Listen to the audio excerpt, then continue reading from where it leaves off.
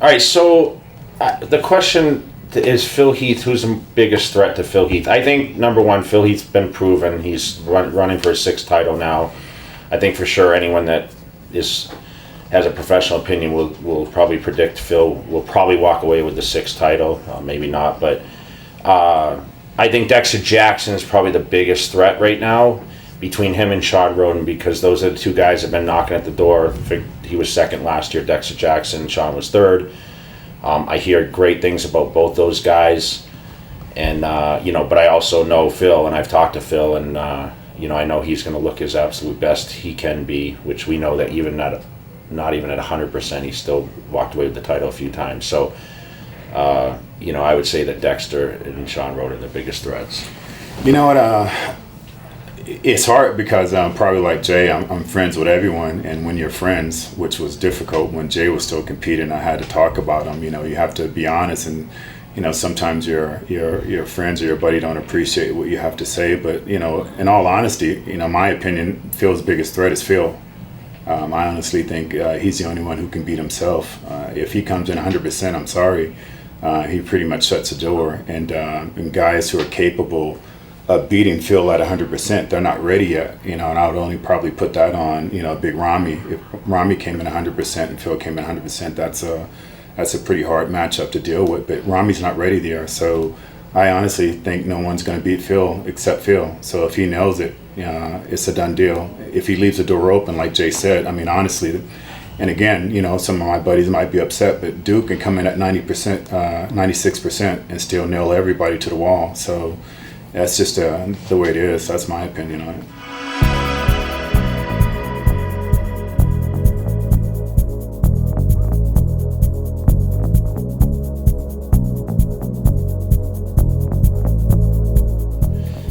Phil Heath is always going to be under pressure. When you're Mr. Olympia, you're on the bullseye. I mean, people are going to talk about you. Listen, I won Olympias. I know what it's like to stand there, and people, they rave about your success. I don't know what that's like. And then all of a sudden, you're slightly off, and they say, well, you could have been this, even though you won the title.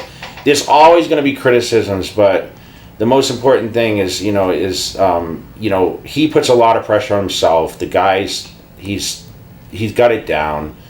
He's confident. He's easy to really predict because, like we said, Phil even not at 100%, which I think we've only seen Phil at 100% the first time he won, beating me in 11.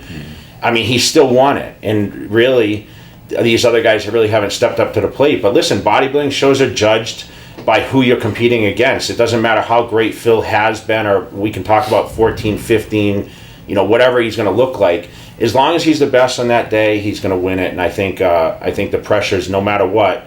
The guy wants to win his 6th title. He's hungry. This is what he does for a living, and he's got a lot to prove.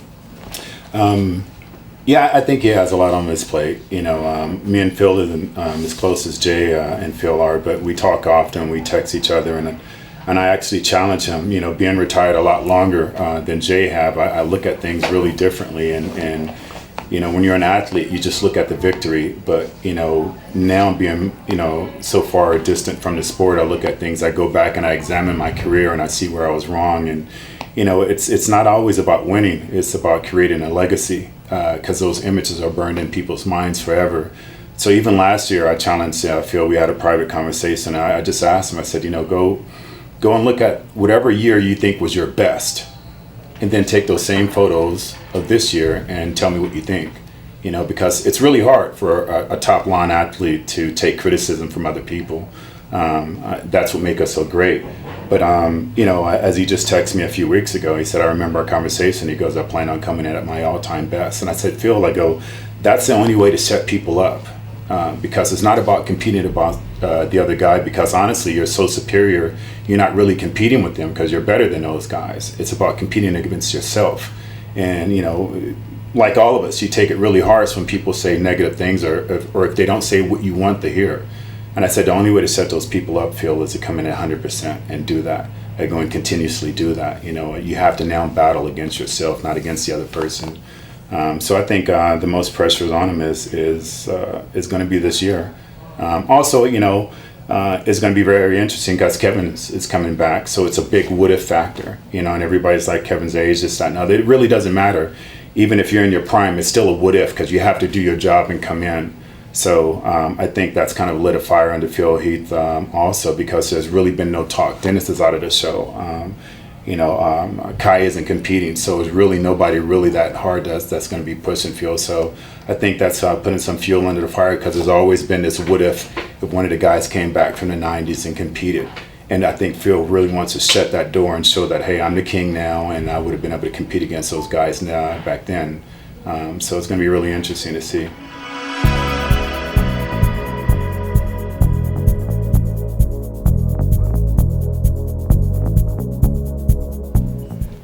You know what? Coming from, I'm actually, I know Flex really, he was in that era with Kevin and battled it out a lot more than I did. I was at more of the tail end of Kevin's career, competitive-wise. But I started training in 1991. He won the Nationals in 91. Of course, the amazing, first time at the Olympia, placed second, in 92 in Helsinki.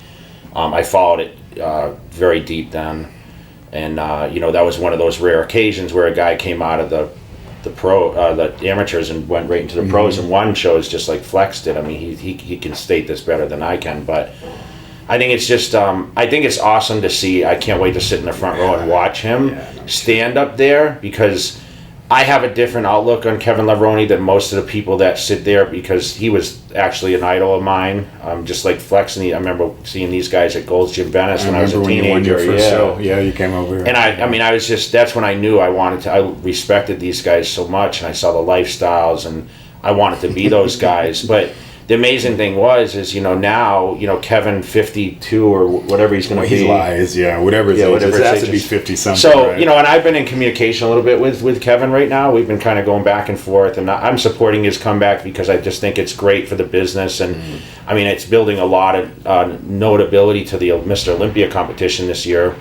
But as far as, I'm not sure how he's going to look or how he's going to do. I mean, listen, that era is different from now. The guys are definitely bigger and rounder at certain levels. I think Phil Heath, for example, I just think that he's just, he's coming in a lot bigger, on these smaller frames. I think, Flex even, he started to get almost too big, at certain points. And, I think, Flex Wheeler physique, not because he's sitting right here, but it could have been one of the best physiques of all time, but necessarily didn't win. But I know we talk about okay, let's go back to classic bodybuilding. And listen, Kevin brought all those things, but I'm looking at, okay, how was Kevin when he stepped away from the stage in 2003, I think was his last competition, and he was starting to go down in leg size and everything else. So for me, to imagine Kevin coming back and matching Phil Heath, they're trying to put these pictures out there to compare him to the top guy. Listen, it's all cool to relate to, but man, he's going to stand up there with those guys, and we're talking about not only the Phil Heaths, Dexter Jacksons, Big Ramis. We can talk about William Bonnick. We can talk about Cedric McMillan, or even these new guys, Dallas McCarver or Justin Compton. It's so deep. And I'm going to go on record to say I think this is one of the deepest Olympias in years, where the guys are on an equal level field where, I can't sit here and predict, okay, here's your top 10. If someone asks me who's in the top 10, I'm going to leave out 3 or 4 guys that I'm like, whoa, I forgot that guy. So I think, he's going to get up there. He's going to mix it up. I can't predict how he's going to finish. I would hope that, hey, I'd like to see him in the top 10 or 12, but listen, man, I'd have to go down the list and see. And to be honest, I haven't been studying it or following it that deep. But I really, I expect him to be in shape. But coming back after that much time, listen, I did it. I came back after a year and a half off, and I lost a lot of density. So I know what it takes to stand up there. And I thought, looking in the gym, I looked amazing. But when I stood up there with those guys, man, it's a whole nother level of competition. So I'm all for him competing. I can't wait. I'm going to cheer for him. But you know what? I'm not going to make the prediction and upset some of these other guys, because I have to give respect to those guys too. Yeah, same thing what he said. I'm super excited, and let's face it, whether you want to hear it or not, bodybuilding kind of was dying for a while as far as the talk about it and the excitement. All right, because actually for the last decade, it's been a 1 or 2 guy show. It hasn't been a debt. So, just with Kevin coming into the show, look, here we are talking about it, and everyone's talking about it. So it's breathed some new life into the sport, which is great. And for me, it's a what if factor. Even when I was competing, it was always, what if I can come in shape? Jay, what if you can come in shape? So we're still like, what is he going to do? Me personally, again, I'll say it, it's Phil's show to lose. He'd have to open that door to let somebody come and lose. Now, to be 100% honest, if Kevin was 100% from the 90s and stood up there with Phil, I'm sorry, Phil's probably going to lose that show because Kevin's a bigger guy, a bigger frame. He knew how to control the stage a lot more. He knew how to pose differently and everything like that. But is Kevin going to be that same guy from the 90s? No, it's not possible. It's a reason why it takes so many years to build on that type of density and taking that type of time off, even with Jason just taking a year off. It takes a long time to build that type of density and then bring it into shape. So same as Jay, man, I'm so freaking excited. I can't wait. I don't think he's going to embarrass himself at all. I know his pose is going to be. He's going to be the best in the show. His posing routine, I guarantee it will. And it's going to be really funny, and I think it's going to educate the new breed is how to conduct yourself on stage, because Kevin's is going to F with them. He's going to F with every single guy up there. He's going to get into his head. He's going to step a little bit before they are. He's going to pose a second before. So he's not going to do that crap where everybody's looking to see who poses first. He's going to pose first, and he's going to hold his poses afterwards. So it's going to teach them on how to be more professional. And listen, you put all this hard work in and you can't go on stage and display it. That's pretty sad. But our sport has really came away from that. And I think Kevin coming back on stage, you're going to see the absence of that type of posing routine and all that stuff. But it's the what if factor. Listen, if I had the greatest legs and calves, it could be 30 below and I'm wearing shorts. Right, we all know it, right? You can have the greatest upper body in the world, small legs, you're going to wear jeans, you're going to wear a tank top, no matter how cold it is. So the facts are, no matter how great I want Kevin to do, is all he's revealed is himself in tank tops. So it unfortunately leaves us with that what if as far as what his legs look like. I know just recently he showed what his calves look like, so now we have an idea what that looked like. But if he was in, quote unquote, a quadzilla, whatnot, I guarantee he'd be walking around in tights all day long. So that's a huge what if factor. Talking to Kevin almost a couple of times a week, I know he's going to be peeled. That's what he's trying to do. He's trying to bring back that lean physique and being extremely peeled, and that's why he's going to attack the guys, because he can't beat them as far as mass and everything like that. So, but no matter what, I don't think he's going to embarrass himself. And man, it's going to be super, super exciting, and it hasn't been this super, super exciting in a long time. Yeah, long time.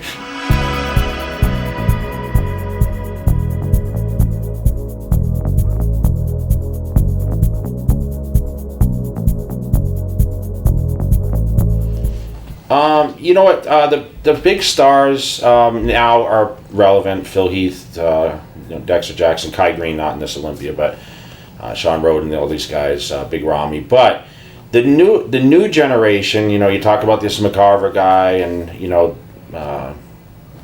the newer guys coming in. I mean, there's a lot of guys that will be coming into the mix. I still think I can relate to that because I was a younger guy coming in.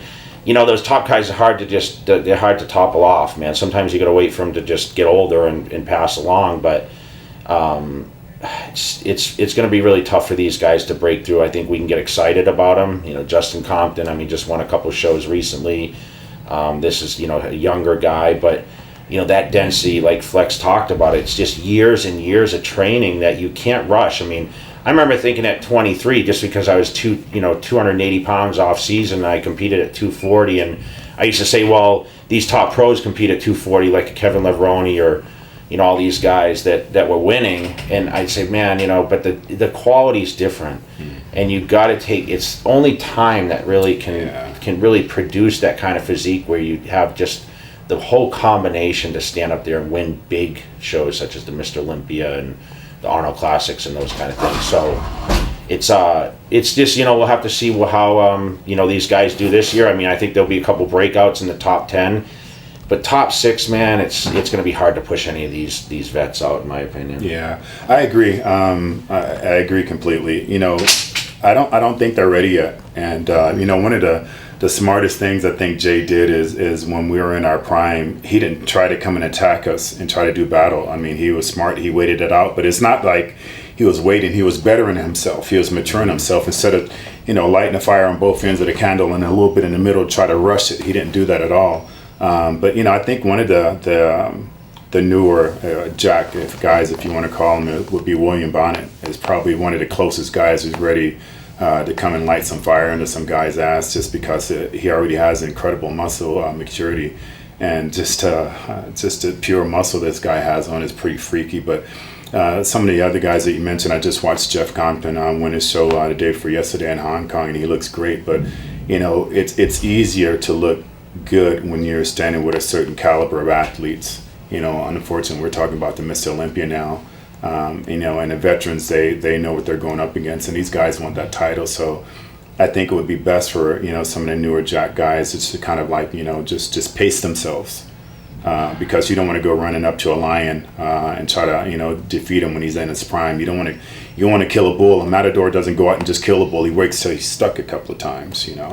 And then you want to challenge him. So, I think it's great to see that we have a new breed coming in and some fresh blood coming in, because that keeps the sport alive and everything. But I don't think any one of those guys that we mentioned would be ready to take on any of the top level cats just yet. I'd love to see a guy like 22, 23 Just come in there and just like do what these guys did. Those back then, man. I mean, Haney was 22 when he won his first. Yeah. I mean, Arnold obviously.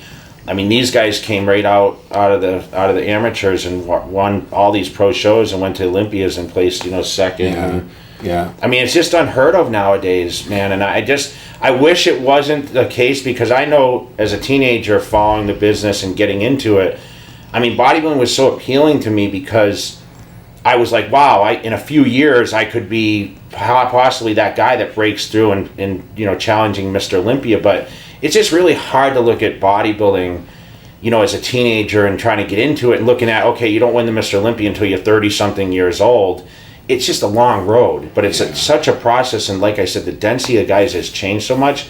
And now I understand why men's physique or classic physique is so appealing to the younger generation. It's easier and quicker. Because their younger guys are winning. I mean, most of these guys in the men's physique or classic or that are winning. We'll see how the classic is at the Mr. Olympia, but I mean, Darren Charles is a different example, Sure. But these are a lot of younger guys, because it's not required so much density, and that's years and years. Listen, anyone can have a great physique, but the density is just time, day in and day out of the gym. That's continuous. What I training. think one of the reasons is me and Sean, and back in that era we came out and we did so well, is because when I did the USA, you had to win the overall. It was just one guy, so that forced even a guy who's hot as fire, he had to wait another year. Yeah. Where now you have, the first two winning in class winners turning pros. So I don't think those guys are completely ready yet, even though just because you have your pro card don't mean that you should go out and compete, So I think that's the biggest difference is, I won in 92 and then competed in 93, but I took second to Mike Matarazzo in 91. Now, if I would have got my pro card there, I would have got my ass handed to me all in 1992. Competing, because I just wasn't ready yet, so it had to force me to stay there. I don't know if that's true, but well, I'm not going to agree with that statement. I wouldn't have done as well. I followed it. I was a historian. Yeah, I followed it. I don't think I would have done as well. I mean, listen. At the end of the day, I'm extremely proud to have the best pro debut in the history of the sport. But if I would have did that in '91, when Kevin beat me and Mike Matarazzo beat me the year there earlier than that, I wouldn't have been ready to be able to take on a lot of those guys. So what that did is that forced me to have to wait a whole another year of hardcore training to put on more density and maturity. And I think that's the big key in this. You have some of these guys that are tremendously gifted, but at the end of the day, it's maturity. And when you're standing up there with the top launch guy, every little small niche that you don't have, they're going to exploit that. So it's a good thing. It makes the sport better. You should be the best when you win. And I don't give a god dang if you're 18 years old. If you're the best, I'm going to let you know it, man. That's what I believe in. If I don't believe in, having to compete a million times and, you pay your dues and all that bullshit. Yeah, it's bullshit, Yeah, I don't believe in that. Listen, I don't care if you're freaking straight gay or you from Mars and you green. If you're the best guy up there, I'm going to let you know it. And that's the way the sport really should be. And I think that's the only way that the dream that Jay had when he was a teenager is that we look at it that way. It doesn't matter if you're from Timbuktu and you're 18 years old, you walk up there and you're competing against, freaking Phil in his prime. If you lay it to him, you deserve to get that. Yeah. And that's the only way to keep this sport moving forward, is that we're honest like that. Because then you have guys coming in and they can dare to dream. But if you steal that dream from them and make them think otherwise, why would you go through one of the most critical and hard, abusive sports in the world? That's 365 days. We got to be on top of our game. It ain't a football player. It's not soccer where we have seasonal. On our off time, we're actually in there cracking, trying to make ourselves better. But why would you do that if you know that you're going to have to spend the next 5 years getting your ASS handed to you just because you're not, popular? Or, maybe your hair doesn't look the best, your teeth aren't the whitest or whatever. I mean, so we got to be honest with this sport. We got to be honest with it.